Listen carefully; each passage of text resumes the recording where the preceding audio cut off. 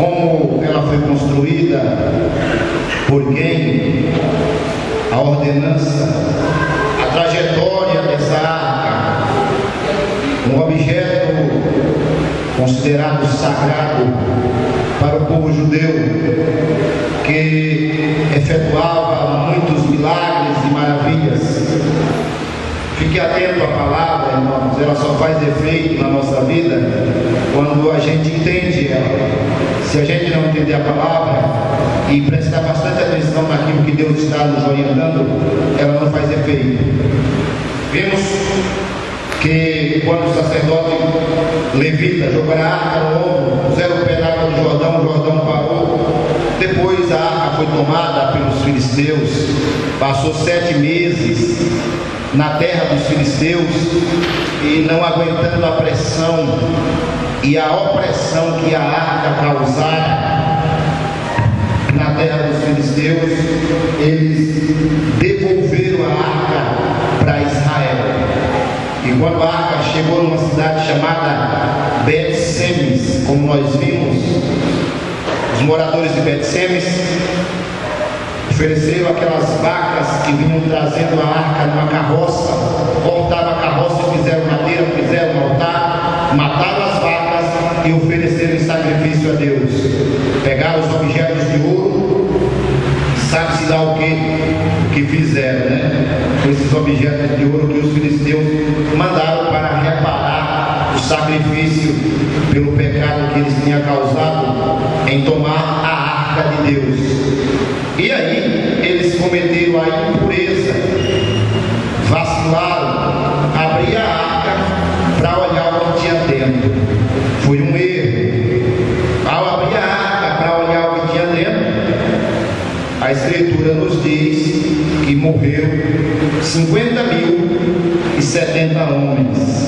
Às vezes a gente faz a leitura lá na Escritura e só vê a morte de Uzá, né? Não preste atenção aos outros detalhes que a Escritura está falando. E o rei Davi sabia disso.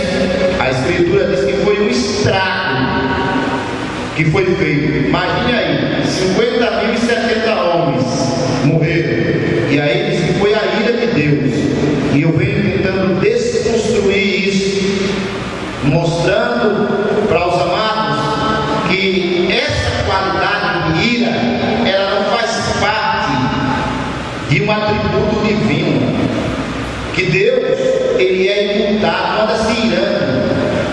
E nós demonstramos para os irmãos que aquela arca que era feita de ouro puro, de ouro coberto, fazendo por dentro e por fora, era de madeira de acácia, mas era recoberta de ouro, toda por dentro e por fora. Foi isso que eu quis dizer. Essa arca possivelmente fosse um receptor energético de grande potência, e quando se abriu sem saber como que estava fazendo, a descarga energética foi tão grande que aqueles homens foram fritados e eles morreram. É como se a pessoa estivesse pegando um fio aí de alta tensão, 5, 6 mil volts, eu não sei, mas um fio dessa alta tensão aí, se a pessoa pôr a mão sem saber o que está fazendo, ele frita, ele fica só o torrão e não tem conversa. Aí não é ira de Deus não. E foi isso que aconteceu. Quando isso aconteceu, os moradores de Bet-Semes ficaram super apavorados. Alguém correu lá, tampou a arca novamente com o propiciatório, a tampa, onde tinham dois querubins, duas imagens de querubins. Veja, irmãos, uma coisa tem coisas que a gente lê, simplesmente lê e deixa para lá. Deus chama Moisés e diz: olha, Moisés, vou te dar uma recomendação, cara. Você não me faça imagem nem de quem está na terra, nem de quem está no céu, nem lugar nenhum, me faça imagem. A primeira coisa que Moisés manda fazer é 2 querubins de asa aberta e coloca na tampa da arca. É uma coisa para se pensar. Eu não vou relatar sobre isso hoje não, mas Deus não autorizou fazer imagem não. Só não me faça imagem. Aí vai Moisés e manda fazer 2 querubins. Tudo bem. Tampar a arca resolveu o problema ali. Disse: aqui, essa arca não pode ficar. Nós já estamos falando agora, não é mais de filisteu. O filisteu já tinha devolvido. Nós estamos falando de crente. Nós estamos falando de judeu. Devolve a arca, manda a arca embora daqui. Mandaram a arca para uma outra cidade. Essa outra cidade é o slide de número 6, irmão Mateus. Chamava-se Kiriat-Jearim. A arca era o símbolo da presença de Deus. Onde Deus estava, estava a arca. Essa arca ficou esquecida lá em Kiriat-Jearim por 20 anos. Não dava a entender, irmãos. Não dava a entender. O povo totalmente afastado de Deus. A arca já estava em Kiriat-Jearim, nas terras israelitas. Pois ainda não estava no lugar certo. O lugar da arca era um tabernáculo que ficava em Jerusalém. E lá ela não estava. Esquecida lá em Kiriat-Jearim por 20 anos. Quando Saul foi rei de Israel, ele não teve a intenção de trazer a arca, nem se preocupou em trazer a arca para Jerusalém. Os anos passados, Saul morreu, veio uma outra dinastia, a dinastia de Jessé. Davi assumiu o primeiro posto de rei, o segundo rei de Israel. E uma das coisas que Davi intentou fazer foi trazer a arca para Jerusalém. Quando ele assumiu primeiro, ele assumiu o reinado numa cidade chamada Hebrom. Em Hebrom, ele governou por 7 anos.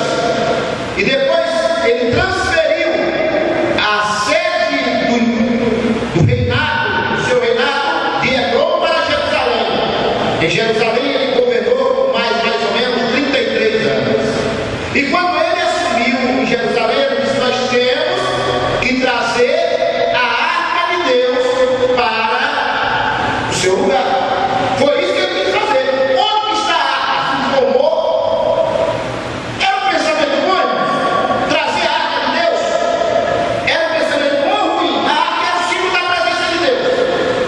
Pensamento bom. Às vezes a pessoa vai fazer o que é bom, o que é certo, mas às vezes está fazendo o que é certo e o que é bom de maneira errada.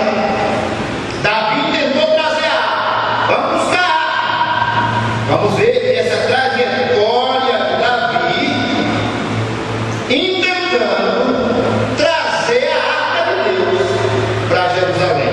Então ele se informou onde a arca estava, e como é que ele deveria fazer para trazer, não se informou. É uma pessoa que, nesse momento, eu estou falando do rei Davi, um homem segundo o coração de Deus, foi imprudente. Ele foi imprudente. Pode avançar, filho. Vamos lá no número 7. Vamos lá no número 7.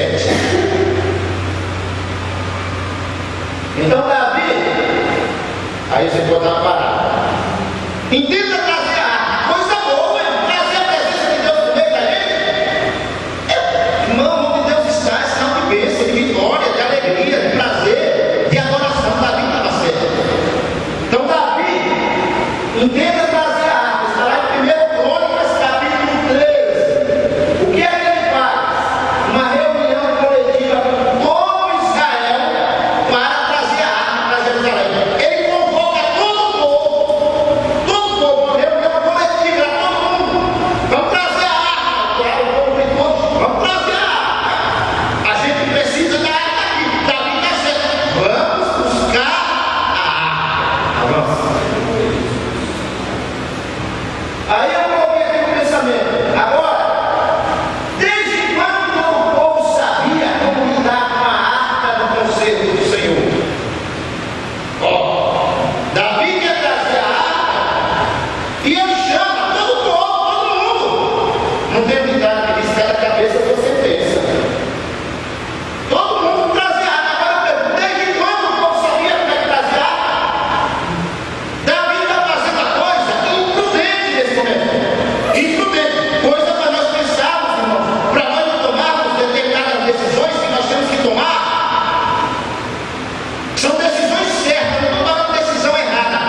falando de decisão certa.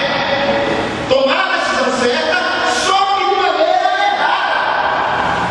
Davi tomou a decisão certa, mas de maneira errada. Quem foi que ele reuniu? O povo, todo mundo. Vamos buscar a arca? Vamos. O povo gritou, vamos buscar essa arca. A arca precisa vir aqui. Como que ele conduziu a arca? Que informação? Ele foi tomar a informação como a arca tinha vindo da terra dos filisteus. Como foi que a arca veio da terra dos filisteus? Trouxeram uma carroça puxada por um boi, duas vacas. Então vamos fazer isso, pegar uma carroça. Olha lá, conduzir a arca na carroça, 13:7 de 1 Crônicas. Pode avançar aí, meu filho. Esse conduzir na carroça era um modelo que os filisteus fizeram. Eles seguiam o mesmo modelo. Pegaram a arca, colocaram em cima da carroça e a vaca saiu puxando. As pessoas acompanhando. Faziam uma verdadeira festa. Pulavam, gritavam, tocavam. Não tinha fogos de artifício naqueles dias, mas se tivesse, estava soltando também. Eles vinham fazendo uma verdadeira festa. A alegria era total, era generalizada. Parece que a coisa ali estava fora de controle. E não tinha reverência, pelo que entende. Vinha pulando, gritando. O boi vai se assustar. A vaca vai se assustar. E vai lá. Aí eles escutavam de Uzá. Eram dois homens que vinham junto com o carro de boi. É Uzá, Aiô. Uzá e Aiô. Está em 1 Crônicas, capítulo 13, verso 7. Eles vinham, os dois, próximos do carro de boi, conduzindo o carro de boi. O boi estava puxando. Naquela trajetória, algo aconteceu. Carro de boi passou por cima de alguma pedra. Certamente que aquela roda levantou e a arca balançou para lá e para cá. E quando a arca balançou, ela ia cair. Para que a arca não caísse, Uzá foi lá e segurou. Que maldade teria nisso? Segurar a arca para a arca não cair? Aí as pessoas por aí interpretam. A Uzá quis ajudar Deus e Deus não aceita ajuda. A gente não fica brigado no texto. E aí faz esse tipo de interpretação. Muita gente por aí, pregadores famosos, faz esse tipo de interpretação. Deus não quer ajuda, Deus não é isso, não tem nada a ver, meu amado. O que aconteceu foi que ele foi com a mão e ele não sabia. Ele foi tocar que não era para tocar. Ele não era levita. Ele não sabia como lidar com a arca. Ele não tinha conhecimento. O que acontece se a energia da nossa casa der problema? A gente já pega na casa e sai procurando um lugar? É assim? Eu não posso andar maluco. Eu não sei mexer com isso. Eu tenho que chamar alguém que sabe.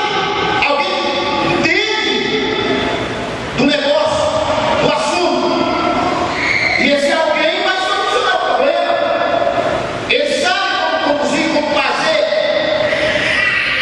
Não vai cometer besteira e usar. Esse foi uma bobagem. Ele não estava qualificado para fazer aquilo. Recebeu uma descarga tão imensa que abriu ao meio. Uma vez um homem foi pegar fio de alta tensão aqui em São Paulo, é pro lado do centro, e foi fritado. Se fosse nos dias lá daquele tempo, dizia Deus tentou ele, porque foi mexer no que não devia mexer. E é isso que a Escritura diz.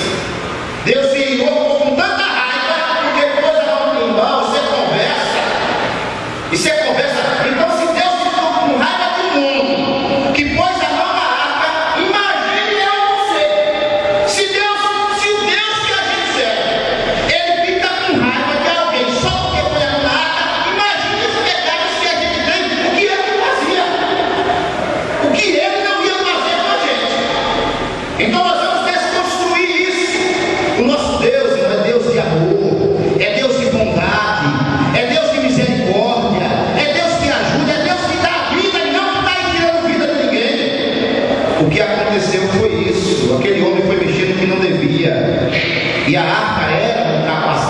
energia. E a pessoa foi frita. Quando isso aconteceu, avança aí, meu filho. Pode avançar. Pode avançar. Quando isso aconteceu, Davi se abateu em uma condição tão grande. A festa que estava acontecendo acabou. O povo que vinha pulando parou. Quem vinha tocando alguma coisa quebrou. Ninguém podia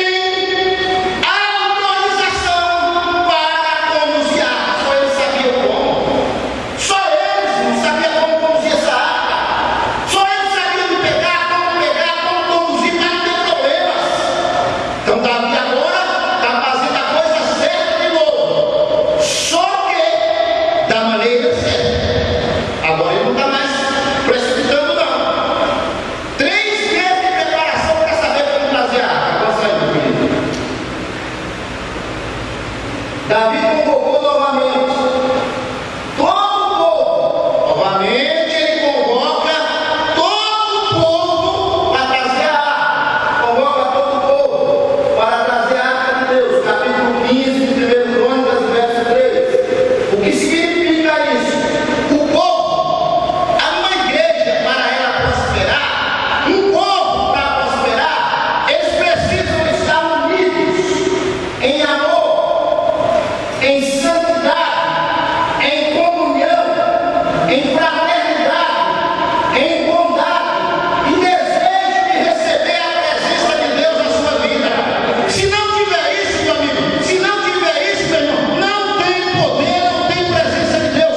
Então Davi uniu o povo, só ele uniu o povo em amor, em santidade, em comunhão, ele uniu o povo em fraternidade, em bondade, em vontade de receber a presença de Deus. Sabe como é que Jesus vai batizar com o Espírito Santo aqui, irmão? E eu estou pedindo que ele batize quando os crentes tiverem desejo de receber. Enquanto não tiver desejo de receber, pode orar quem for, pode pregar quem for, que ele não vai batizar. Ele só vai batizar quando a pessoa tem desejo de receber. Dizer: Senhor, chega, Senhor, eu preciso de poder, eu preciso mais da tua bondade, do teu amor. Aí Deus vai abençoar, vai derramar poder na nossa vida. Glória a Deus. Quando nós estivermos em comunhão, em união, em amor, amor fraterno, aqui não tem melhor, né? Quem é o melhor aqui? Quem é o melhor aqui? O melhor que é Deus e o melhor que é o Espírito Santo. O melhor que é Jesus de Nazaré, é Ele que é bom. Aqui nós somos todos dependentes da graça de Deus. Que é isso que o mundo precisa. Enquanto o mundo não entender que eles precisam, que nós precisamos da misericórdia de Deus, não haverá bonança. Nós temos que entender isso. Então Davi agora, ele reúne o povo, mas ele, antes de levar o povo para trazer a arca, ele orienta. Ele diz como é que vai ser. Não é mais de qualquer jeito. Primeiro foi de qualquer jeito. É para Deus mesmo, não é de qualquer jeito. Agora não, agora vai ter um pouco de reverência. Vai ter reverência. Vejamos. O rei convocou também os descendentes de Arão, os levitas. Foi lido aqui sobre Merari, os Meraritas, Coate, os Coatitas e Gerson, os Gersonitas. Só esse povo estavam qualificados. Na primeira vez, ele reuniu o povo e ele disse assim: chama também os levitas. Agora não. Agora ele convoca os levitas e vai dar a ordenança direta. Como é que eles deveriam fazer? Foi lido aqui, ó, quem é o porteiro? Quem vai cuidar disso? Quem vai colocar a arca no ombro? Quem vai fazer isso? Quem vai cuidar dos louvores? Quem vai cuidar da parte de cada instrumento? Ele foi selecionando. Aleluia. Glória a Deus. Ele foi selecionando. Às vezes, quando a gente faz isso, irmãos, algumas pessoas se aborrecem, mas veja, ó, ele foi selecionando pessoas. É a Escritura ensinando para a gente que na casa de Deus, as coisas para Deus não é de qualquer jeito, não é qualquer pessoa, não é de qualquer forma. Até tem um versículo que diz: maldito o homem, o ser humano que faz a obra do Senhor fraudulentamente. Ele foi selecionando pessoas, indicando o que deveria e como deveria fazer. Agora não vai lá buscar de qualquer jeito, não. Vamos em frente aí, meu filho. Então, meu amado, nós precisamos fazer a obra de Deus com espírito de voluntariedade. Eis-me aqui, Senhor, usa-me a mim, envia-me. Que foi o que o profeta Isaías falou lá no capítulo 6. Quando ele viu, se eu vi o Senhor sentado sobre o alto sobre o trono, aí que os carros serafins lá voando, e uma voz gritou: quem há de vir por nós? A quem enviarei? Ele: sou eu aqui. Está vendo? Não? Envia-me a mim. Eu estou disponível, eu quero fazer. Mas a obra de Deus é voluntário.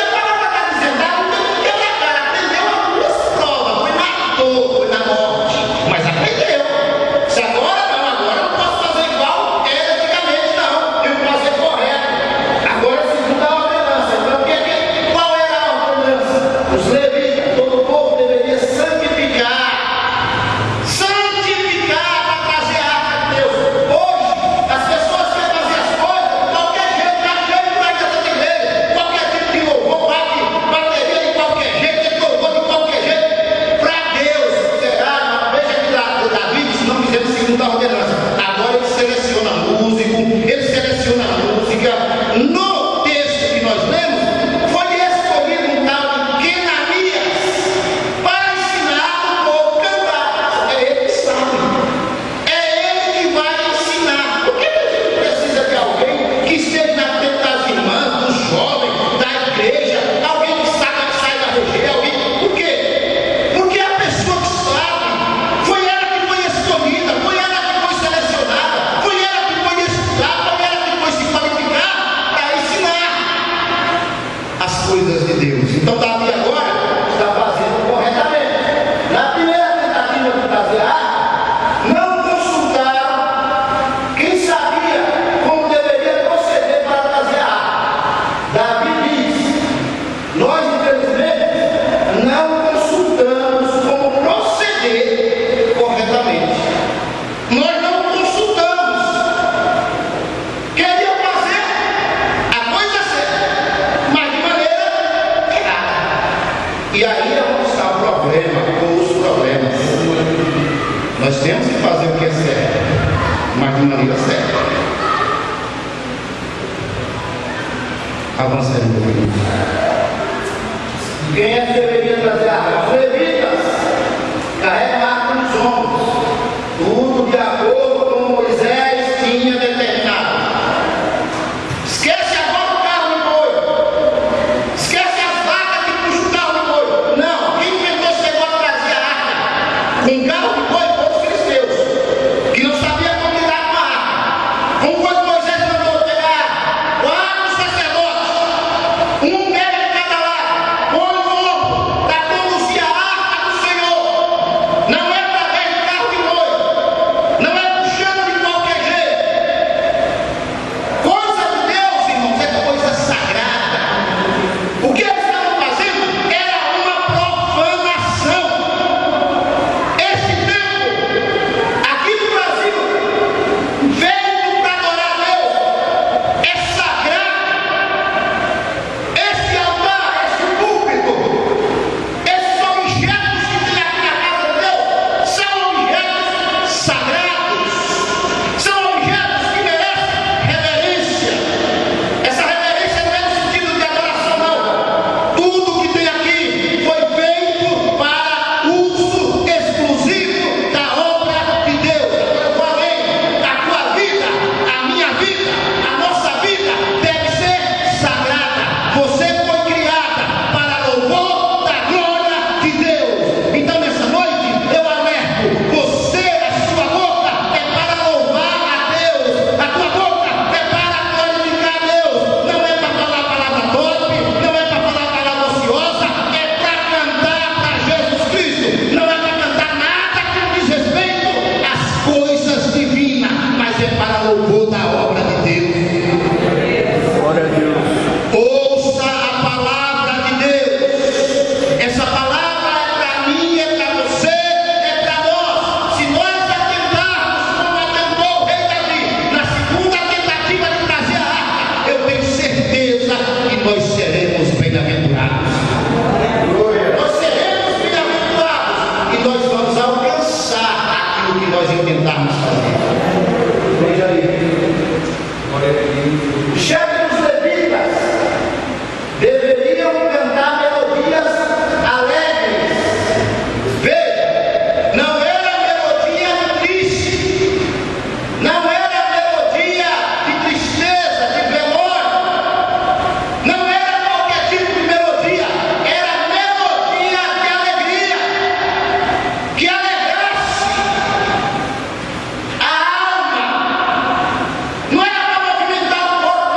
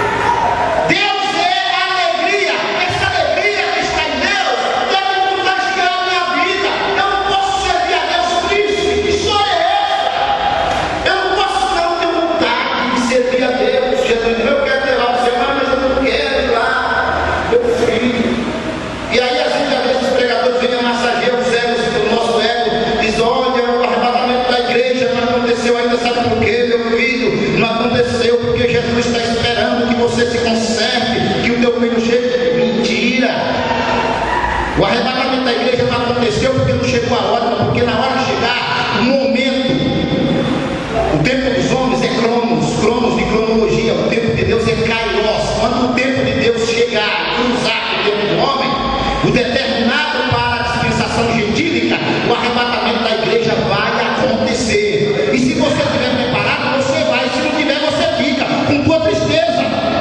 Ah, mas está triste? Então fica aí com tua tristeza aqui. A igreja vai ser arrebatada aos céus e vai ser arrebatada com alegria. Essa noite é noite de nós nos alegrarmos, irmãos. É noite de nós entrarmos na dispensação espiritual e dizer: Senhor, eu tenho prazer de te servir. Senhor, eu tenho prazer de te adorar. Senhor, eu tenho prazer de glorificar o teu nome. Eu te glorificarei. E como disse o rei Davi, na presença dos deuses. Aqui, Senhor, eu entoarei louvores. Glória a Deus, aleluia. Davi disse: como é que eu vou trazer a arca de Deus agora? Ele está colocando as coisas no ponto para a gente concluir. Os músicos foram escolhidos a dedo. Veja aí, meu bebê, capítulo 15, versículo 17. Glória a Deus. 17. Designaram pelos levitas a irmã, filho de Joel, e dos seus irmãos, Asaf, filho de Berequias, e 2 filhos de Merari, seus irmãos, Etano, filho de Uzaías. Veja, foram designados a dedo. Escolheram, é fulano, é Beltrano, é Cicrano, é da família de Merari. Escolheram, irmãos. A gente é que vai pegando qualquer coisa que aparece. A gente é que vai fazendo isso, mas não está certo não. Foram escolhidos a dedo. Não é qualquer músico ou qualquer tipo de música que se presta a Deus. Deus merece o melhor. Deus merece o melhor. Eu vou voltar a repetir, irmão. Deus merece o melhor que eu tenho e o melhor que você tem. Você pode dar glória, você pode glorificar a Deus. Ele merece realmente o melhor. Ele merece o melhor. Você pode exaltar. Você pode fazer uma reflexão essa noite e adorar a Deus, a esse Deus que merece o meu melhor, que merece o teu melhor. E vamos apresentar esse melhor para Deus. Glória a Deus, aleluia. Comprarei a minha arca de Deus, disse o rei Davi. Agora ele está fazendo correto. Veja que nós estamos a 3 cultos e ainda não concluímos essa palavra e nem vamos concluir hoje. Amém, meu amado? Amém? Essa é a palavra que nós temos para a igreja nessa noite. Como é que eu vou trazer a arca de Deus? E aí a gente vai dizer, nós vamos trazer à tona o que significa a arca de Deus hoje para a gente. Será que a gente precisa colocar uma arca aqui em cima do altar? É isso? Nós vamos aprender isso. Deus vai nos orientar através da sua palavra. Isso no próximo culto, em nome do Senhor Jesus. Amém?